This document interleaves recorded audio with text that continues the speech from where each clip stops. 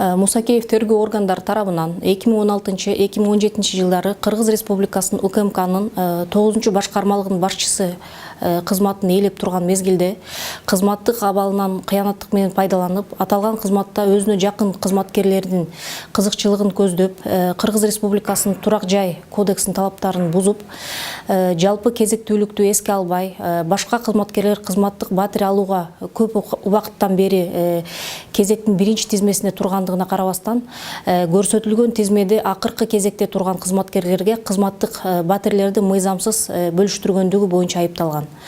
Ушундай мыйзамсыз жол менен 15 кызматтык батирлер бөлүштүрүлүп, анын ичинде мурда кызматтык батир алган 3 кызматкерлерге кайталанып берилген. Анын мыйзамсыз иш-аракеттери натыйжасында батирге чындыгында муктаж болгон 9 кызматтын 18 кызматкери биринчи кезектеги тартипте батир менен камсыздоого жана жалпы кезекте көп убакыттан бери тургандыгына карабастан турак жай албай калышып, алардын мыйзам менен корголгон укуктары бузулган. Аталган фактылар боюнча жабырлануучулар арыз менен кайрылгандыктан Кыргыз Республикасынын УКМК тарабынан кызматтык териштирүү жүргүзүлүп, жыйынтыгында анын мыйзамсыз аракеттери тастыкталган. 2018 жылдын 27 ноябрында бул факты боюнча Аскер прокуратурасы тарабынан Кыргыз Республикасынын кылмыш жаза кодексинин 304 беренеси менен жазык иши козголгон. Тергөөнүн жыйынтыгында 2019 жылдын 7 февралында Аскер прокуратурасынын Бишкек гарнизону тарабынан Мусакеевке Кыргыз Республикасынын жазык кодексинин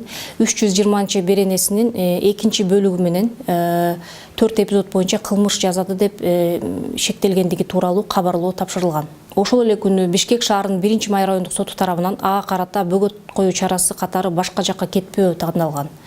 2019 жылдын 12 февралында жазык иши Бишкек шаарынын Свердлов райондук сотуна кароо үчүн жөнөтүлгөн. 2019 жылдын 2 апрелинен 24 майына чейин сот тарабынан 10 соттук отурум болуп, алардын жүрүшүндө 49 күбө, 18 жабырлануучу жана 1 жабырлануучунун өкүлү жана өзү айыпталуучу Мусакеев суралган. Жазык иштин материалдарын кылдат түрдө иликтенип, алдын ала тергөөнүн жүрүшүндө чогултулган далилдер да аныкталган. Сот отурумунда күбөлөр 9 кызматтын турак жай комиссиясынын төрагалары жана мүчөлөрү кызматтык батирлерди мыйзамсыз бөлүштүрүү Мусакеевдин жеке көрсөтмөсү жана басым менен ишке ашкандыгы жөнүндө көрсөтмөлөрүн тастыкташкан.